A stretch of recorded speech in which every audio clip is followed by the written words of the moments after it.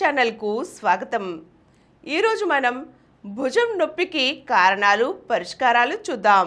తల దువ్వుకోవటం, వస్తువులు అటక మీద పెట్టడం వంటి చాలా పనులను మనం ఇట్టే చేసేస్తుంటాం. అయితే భుజం నొప్పి వేధిస్తుంటే చెయ్యి పైకెత్తడమే కష్టమైపోతే ఇటువంటి పనులన్నీ అసాధ్యం అయిపోతాయి.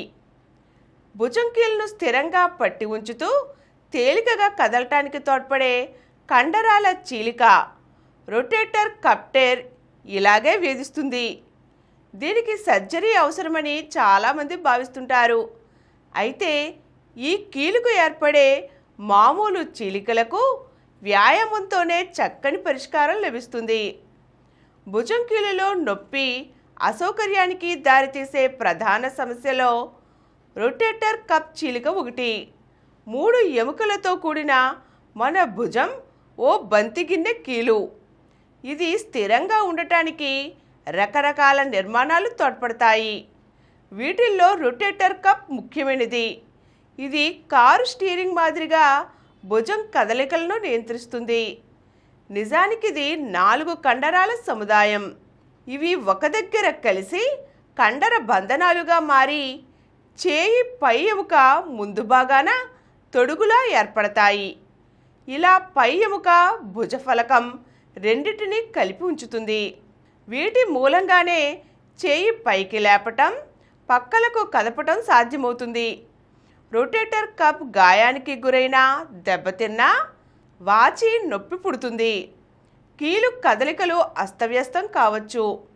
దీంతో తల దువ్వుకోవటం, బ్రష్తో పళ్ళు తోముకోవటం, గ్లాసుతో నీళ్లు తాగడం, చొక్కా లేదా జాకెట్ ధరించటం, అటక మీది వస్తువులను అందుకోవటం, వాహనాలను నడపటం, కంప్యూటర్ కీబోర్డ్ను వాడటం, ఫోన్ పట్టుకోవటం వంటి పనులు కూడా అస్తవ్యస్తం అవుతాయి.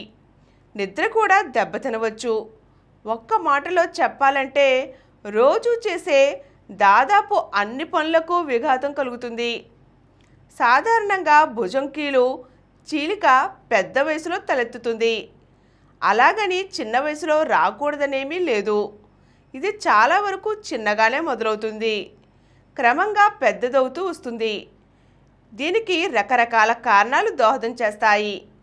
ప్రమాదవశాత్తు కింద పడినప్పుడు చేయి పూర్తిగా ముందుకు చాచి ఉండటం, లేదా మరీ బరువైన వస్తువులను ఉన్నట్టుండి పైకి ఎత్తటం, బలంగా విసరటం వంటి వాటితో కండరం చెరగవచ్చు. వయసు మీద పడే క్రమంలోనూ చీలిక ఏర్పడవచ్చు. నిజానికి చాలామందిలో చూసేది ఇదే. కండరాలకు రక్త సరఫరా తగ్గటము ఒక కారణము. దీంతో మరమ్మత్తు ప్రక్రియ దెబ్బతిని చీలిక ఏర్పడుతుంది. ఎక్కువగా ఉపయోగించే చేయిలో ఇది ప్రధానంగా కనిపిస్తుంది. ఒకే పనిని మాటిమాటికి చేయటం వల్ల పడే ఒత్తిడి దీనికి కారణం. ఒక భుజం కండరాల్లో చీలిక ఏర్పడితే రెండో వైపున సమస్య తలెత్తే అవకాశం ఉంటుంది. రొటేటర్ కప్ చిరిగితే వ్యాయామాలు, మందులతో కూడిన సాంప్రదాయ చికిత్సకే ప్రాధాన్యం ఇవ్వాలి. భుజం కండరాలను బలోపేతం చేసే వ్యాయామాలతో కూడిన ఫిజియోథెరపీ, వేడి కాపడం లేదా ఐస్ అద్దటం, నొప్పి మందులు, విశ్రాంతి చాలా వరకు మేలు చేస్తాయి. కొందరికి కార్టికోస్టెరాయిడ్ ఇంజెక్షన్లు ఇవ్వవచ్చు. సర్జరీతో పోలిస్తే ఇటువంటి సాంప్రదాయ చికిత్సలో కోత ఉండదు. త్వరగా కోలుకుంటారు. ఖర్చు తక్కువే. క్రమం తప్పకుండా వీటిని చేస్తే 3 నెలల్లోనే తిరిగి మామూలు స్థితికి చేరుకోవచ్చు. అయితే పెద్ద చీలికలు గలవారికి వ్యాయామాలు అంతగా ఉపయోగపడకపోవచ్చు. చీలిక మరమ్మత్తు ఆలస్యం కావచ్చు, పెద్దగానూ అవ్వచ్చు. ఇలాంటి వారికి షోల్డర్ ఆర్థ్రోస్కోపీ శస్త్రచికిత్స అవసరమవుతుంది. అయితే ఒక్కసారి రొటేటర్ కప్ చిరిగితే దానంతటది నయం కాదు. చికిత్స ఆలస్యమైన కొద్దీ చీలిక పెద్దది కావచ్చు. మెడనొప్పి, భుజం బిగుసుకుపోవటం, భుజం కీలు అరగటం వంటి వాటికి దారి తీయవచ్చు. కాబట్టి భుజాన్ని పైకెత్తినప్పుడు నొప్పి పుట్టడం లేదా అసౌకర్యం కలగటం 3-5 రోజుల్లో తగ్గకపోయినా, నొప్పి మందులతో ఫలితం కనిపించకపోయినా, కండరాల మోతాదు రోజురోజుకి తగ్గుతున్నట్లు అనిపించినా తాత్సారం చేయరాదు. భుజం నొప్పులకు చికిత్స చేసే డాక్టర్ను సంప్రదించాలి. కండరిక చీలక మరీ ముదరకుండా రోజువారీ పనులను తిరిగి మామూలుగా చేసుకోవటానికి జాగ్రత్తలు పాటించాలి. తల మీదికి బరువులు ఎత్తటం, విసరటం మానేయాలి. చొక్కా, జాకెట్ ధరించేటప్పుడు చేతులు పూర్తిగా పైకెత్తకుండా చూసుకోవాలి. తగినంత బలం చేకూరేంత వరకు బరువులను ఎత్తకూడదు.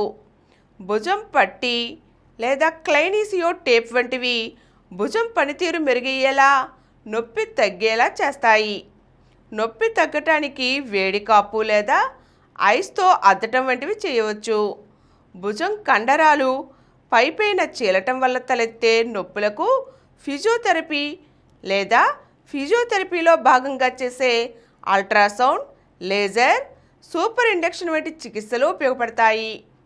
ముఖ్యంగా ఫిజియోథెరపీలో వ్యాయామాలు ఎంతగానో మేలు చేస్తాయి. చేసే పనుల తీరును మార్చుకోవటం, కండరాలను బలోపేతం చేసే వ్యాయామాలతో ఈ నొప్పి నుండి మంచి ఫలితం కనిపిస్తుంది. నొప్పి తగ్గటానికి, రోజువారీ పనులు సరిగా చేసుకోవటానికి ఈ వ్యాయామాలు చాలా ఉపకరిస్తాయి. వీటిని ఎవరికి వారు ఇంట్లోనూ చేసుకోవచ్చు. ఈరోజు మనం భుజం నొప్పికి సంబంధించి ఎటువంటి చికిత్సలు మంచివో తెలుసుకున్నాం కదండి. మరో చక్కని అంశంతో మళ్ళీ కలుద్దాం. ఈ కార్యక్రమం మీకు ఎంతో నచ్చింది కదా. ఇటువంటి మరిన్ని వీడియోల కోసం అనతి కాలంలోనే 20 కోట్ల వ్యూస్ సాధించిన సమరం ఛానల్ సమర్పించు సమరం హెల్త్ ఛానల్కు సబ్స్క్రైబ్ చేయండి, లైక్ చేయండి, మీ ఫ్రెండ్స్కి షేర్ చేయండి. అలాగే ప్రక్కనున్న గంట సింబల్ని ప్రెస్ చేయడం మర్చిపోకండి.